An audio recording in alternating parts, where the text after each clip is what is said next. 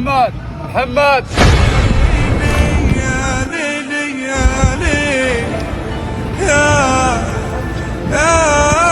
اهلا، انت مين؟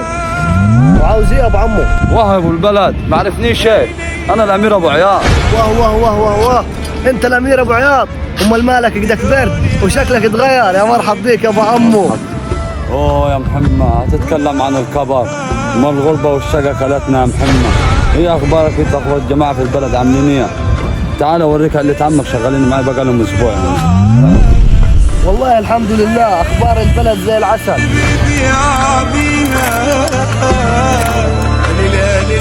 نور يا رجال، الله يديكم العافيه.